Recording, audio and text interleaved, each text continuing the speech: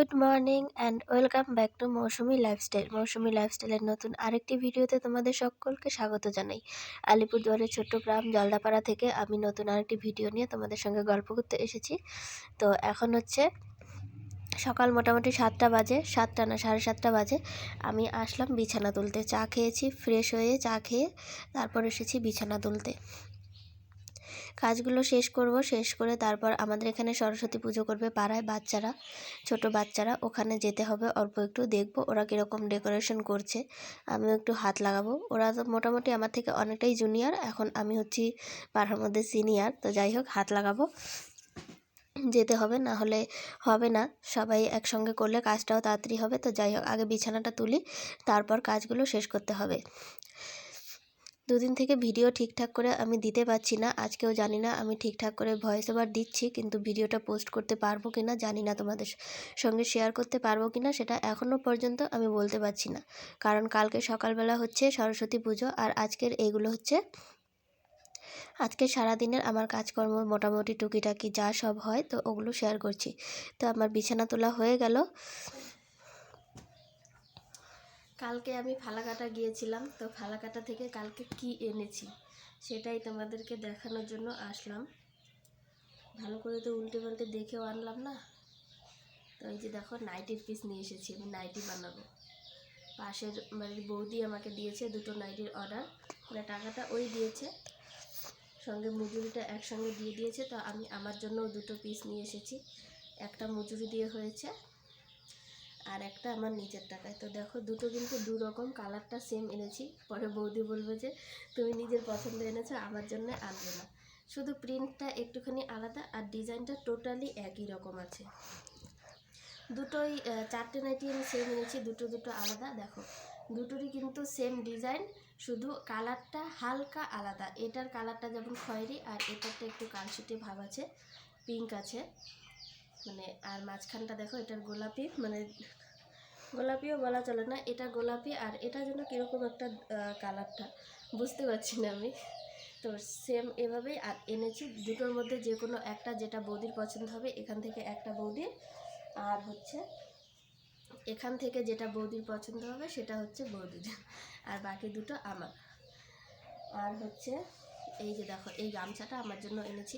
আমার গামছাগুলো নষ্ট হয়ে গেছে, মানে অনেক পুরনো হয়ে গেছে, অনেক দিন একা ইউজ করি, তো অনেক দিন হয়েছে, তো নষ্টও হয়েছে। এখন মাও ইউজ করে আমার সঙ্গে। তো এই যে দেখো, আর একটা গামছা এনেছি আমার জন্য। তো এই কটা জিনিস এনেছি।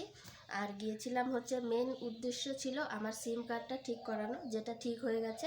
আর আজকে থেকে আমি আমার সিম কার্ডটা দিয়ে টোটালি কাজ করতে পারবো। মানে সিমটা এমনি নষ্ট হয়নি, আমার মনে হয় সিমটা খুলতে গিয়ে ব্যান্ড হয়ে গেছিলো, তখন এভাবে নষ্ট হয়েছে। না হলে রিচার্জ করা সিম কি নষ্ট হয়? তো সেটা ঠিক করতে গিয়েছিলাম, ঠিক করে এসেছি। এখন নাইটিগুলো বানাবো আর তোমাদের সঙ্গে শেয়ার করব। হ্যালো গাইস, আমরা সরস্বতী পূজা করছি এখানে। আমাদের ক্লাবের নাম নতুন পাড়া সরস্বতী পূজা কমিটি। না, সরস্বতী পূজা সবাই কমিটি দেয়, আমরা অন্য কমিটি দেবো। আমি নামটা দিছি যেটা, ওইটা ভালো নাম, কি নাম দিয়েছিলেন? কিশোরী কমিটি। কিশোরী কমিটি। কিশোরী কমিটি। কিশোরী কমিটির পূজায় আপনাদের সকলকে সাদরে আমন্ত্রণ জানাই। এখন আজকে বানাবে নেতাজির একটা, কালকে জন্মদিন না নেতাজির, ওইটা বানাবে একটা। ওহো, কালকে তো ওইটাও সেলিব্রেট করতে লাগে। তো ওখানে অতটুকু কাজ করে এসে তারপর আমি বাড়িতে স্নান করে পুজো দেওয়ার জন্য দেখো, এ ঘরে কিন্তু ঠাকুরের আসনটা নিয়ে এসেছি। তোমরা সবাই দেখো, আমাদের ওই রুমটা খুবই ছোট হয়ে যায়, জিনিসপাতি ঠিকভাবে রাখা যায় না। তারপর আমার মেশিনটাও কিভাবে একটা রয়েছে। তো আমি ভাবলাম এই ঘরটা যখন কমপ্লিট হয়েছে, তখন দরজা এখনও লাগানো হয়নি, না দরজা লাগানো হয়েছে আর নাই বা জানালা লাগানো হয়েছে। তো ঘরটা যখন কমপ্লিট হয়েছে, তো ভাবলাম সব কিছু এখন পরিষ্কারও হয়ে গেছে, ঠাকুরের আসনকে এখানে নিয়ে আসা যাক, মানে ঠাকুরকে এখানে নিয়ে আসা যাক। ওখানে জায়গাও হয় না, খুব একটা জাম ব্যাপার হয়ে যায়, খুব অসুবিধা হয়। তো যাই হোক, আমি আগেই জায়গাটা মুছে নিয়েছিলাম অনেকটা করে। তো এখন আসন বসানোর পর একটু নোংরা হয়ে গেছে, তো এই জায়গাটাকে এখন আবার মুছে নিলাম। ঘরটা যেহেতু এখনও পুরোপুরি শুকোয়নি, তো এখনও অল্প একটু জল পড়লেই অনেকটা জায়গা করে ভিজে যায়। তো তো এখানে বস্তা দিয়ে দিলাম। দেখো আমার সমস্ত কিছু কিন্তু রেডি করে সাজানো হয়ে গেছে ঠাকুরের এখানে। আর আজকে হচ্ছে বৃহস্পতিবার, সেই জন্যই আমি ঠাকুরের মানে ঘরটা তোলা হবে লক্ষ্মী ঠাকুরের। তো ঘর তোলা হবে এর জন্য একবারে এখানে নিয়ে এসেছি। জানি না এখানে অন্য কোনো নিয়মকানুন আছে কি না ঠিকঠাকভাবে, তো আমি যতটুকু জানি ততটুকুর মধ্যে করার চেষ্টা করেছি। ঠাকুরকে আমি এখানে নিয়ে এসেছি, একটু ঠাকুরেরও ভালো স্পেস হবে আর ও ঘরটাকেও একটু ভালো করে সুন্দর করে রাখা যাবে। তো যাই হোক, সব কিছু সাজিয়ে গুছিয়ে এখন আমি পুজোটা দেব। পুজোটা দিতে দিতে অনেকটা বেলা হয়ে গেছে। দেখেছো আমি সরস্বতী পুজোর ওখানে গিয়েছিলাম, ওখানেও টুকিটাকি একটুখানি কাজ করেছি। তো ওখানে হালকা একটুখানি কাজ করে বাড়িতে এসে ভাতও খেয়েছি, মানে সকাল থেকে ওই 12টার দিকে ভাত খেয়েছি, সারা সকালে খাওয়া হয়নি। তো ভাত খেয়ে তারপর আমি আরও কিছু কাজ ছিল ওগুলো শেষ করে স্নান করে পুজোর এখানে এসেছি। এখানে অনেকগুলোই কাজ, তো এই কাজটা পুজো দেওয়া শেষ হবে, তারপর আগে যেখানে আসন ছিল ওই জায়গাটাকেও পরিষ্কার করতে হবে। উলু দিয়ে তারপর উলু দিতে অনেকটাই অসুবিধা হয়, যেহেতু আমার সর্দি লেগেছে, সর্দি লাগলে উলু দিতে খুব অসুবিধা হয় সত্যি সত্যি, যেটা বলার মতন না। তো এখানে আমি পুজোটা দিচ্ছি। পুজো দেওয়া আমার হয়ে গেছে অলরেডি। এখন আমি যাব, পুজো দেওয়া তো হয়ে গেছে, এখন আগে যেখানে ঠাকুরের আসনটা ছিল ওই জায়গাটাকে পরিষ্কার করতে যাব। দেখো জায়গাটার অবস্থা, ঠাকুরের আসনের উপরে এই যে হচ্ছে এটা অন্য মানে মায়ের যে গুরুদেব আছে ওই গুরুদেবের ছবির হচ্ছে ছবির ওপরের কাজটা, ওটা ঠাকুরের আসনের উপরেই রাখা ছিল। তো আমি এটাকে নামিয়ে রেখেছি অন্য জায়গায় রাখবো বলে। অন্য জায়গায় রাখবো, না হলে কাজ তো দূরে কোথাও ফেলবো, যাতে কারো হাতে পায়ে না লাগে, সেভাবেই রাখতে হবে। তো এই জায়গাটা দেখো কি অবস্থা, অনেকটা দিন হয়ে গেছে, পরিষ্কার করা যাচ্ছে না ঠিকভাবে। তো ওয়ালটাও আমি একটু ঝাড় দিয়ে নিলাম, ওয়ালের পেছনেও অনেক ধুলো জমেছে, নোংরা জমেছে। তো এইটুকু জায়গায় একটুখানি পরিষ্কার করতে হবে, না হলে উপায় নেই। আর এই ওয়ালের জায়গাটা খুবই নোংরা হয়ে আছে, যেটা বলার মতন না। আর সাইডগুলোতে দেখো কি পরিমাণ ধুলো। আর আসনে আমি ধান এনে রেখেছিলাম, প্রত্যেক বৃহস্পতিবারে ঠাকুরের লাগে সেজন্য। আর এই ধানগুলো জানি না কি বলে, নেংটি ইঁদুর না কি, ওগুলো এসে ধানগুলো সব ঠাকুরের আসনের পেছনে নিচে নিয়ে এই ধান খেয়েছে। আমি তো প্রত্যেক দিন জল দিই আসনের নিচে টিচে, তারপরেও এই নোংরাগুলো বের হয় না।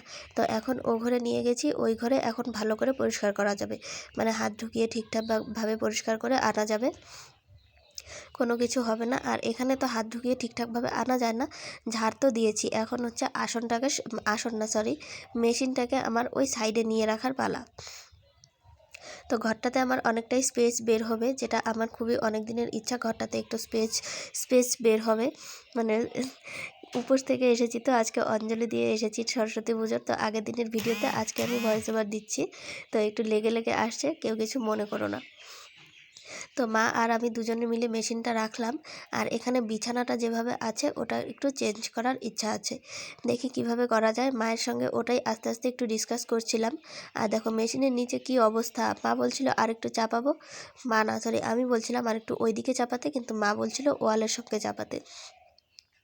তো মায়ের কথা মতো আমি ওয়ালের সঙ্গে চাপিয়েছি, কিন্তু রাতের বেলা যখন আমি মেশিন নিয়ে সেলাই করতে বসেছিলাম তখন ওয়ালের সঙ্গে লাগাতে অনেকটা পরিমাণ বেশি শব্দ হয়। তো আমি আরেকটুখানি নিজেই এদিকে চাপিয়ে দিয়েছি, তখন রাতের বেলা মানে সামনের দিকে বের করেছি যেন ওয়ালের সঙ্গে লেগে না থাকে। তো কথা বলতে বলতে এখানে মাকে বলছিলাম যে চৌকিটা দেখো, এভাবে যদি রাখি তাহলে সুন্দর লাগবে দেখতে, ঘরটা সুন্দর হবে, অনেকটাই সুন্দর হবে ঘরটা এভাবে রাখলে। তো তারপর এখানে এসেছি হচ্ছে রাতের বেলা বললে ভুল হবে, সন্ধ্যা মোটামুটি 6টার দিকে এসেছি সরস্বতী পুজোর এখানে একটুখানি ডেকোরেশন করতে। ওখানে কিন্তু লাইট নেই, তো বাড়ি থেকে এই পেপারগুলো কাটিং করে নিয়ে যাচ্ছি। আমাদের বাড়ি থেকে একটু ভালোই দূরে, খুবই বেশি না, 3-4 মিনিট লাগে। তো আমরা সব আসলাম, এসে এখন এই পেপার কাটিং চলছে। তারপর হচ্ছে এই পেপার কাটিংয়ের পর ওখানে নিয়ে গিয়ে লাগানো হবে, অনেকটা সময় লাগবে লাগাতে, তাতে কিছু না। এখানে টোটালটা ডেকোরেশন করতে অনেকটা সময় লাগবে। এখানে পেপার কাটিং হচ্ছে আর ডিসিশন হচ্ছে কে কীভাবে সাজাতে চায়। তো ছোটরা যেভাবে সাজাতে চাইবে ঠিক সেভাবেই সাজানোটা হবে, আমি শুধু এখানে হেল্প করছি ওদেরকে একটুখানি কাজে, তারপর ওরা যেভাবে বলবে সেভাবেই সাজানো হবে।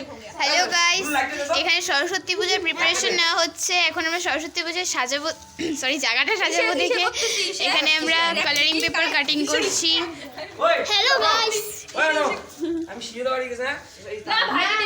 তারপরে আমরা এই জিনিসগুলো দিয়ে ডেকোরেশন করবো। বাবু যদি তো ভিডিওর ক্যামেরাটা ভালো রে। পুজোবেশির ক্যামেরাটা ভালো অবশ্য। এখানে আমি রাস্তার বাড়ি বসে আছি। কি রে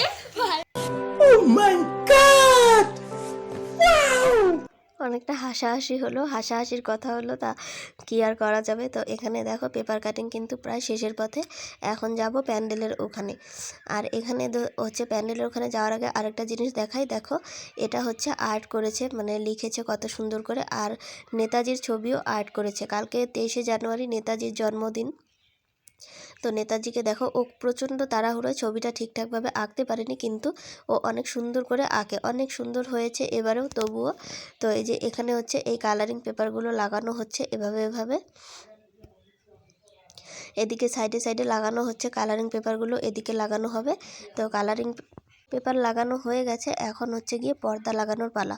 এই পর্দাগুলো চারদিক দিয়ে দিয়ে ঠিকঠাক করলেই হয়ে যাবে সমস্ত কিছু। তো আজকের ভিডিওটা তোমাদের সবার কাছে কীরকম লেগেছে অবশ্যই কমেন্টে জানিও, আর ভিডিওটি ভালো লাগলে চ্যানেলটা সাবস্ক্রাইব করে দিয়ে সবাই পাশে থেকো। তো আজকের ভিডিওটা এখানেই শেষ করছি, দেখা হবে পরবর্তী ব্লগে। টাটা।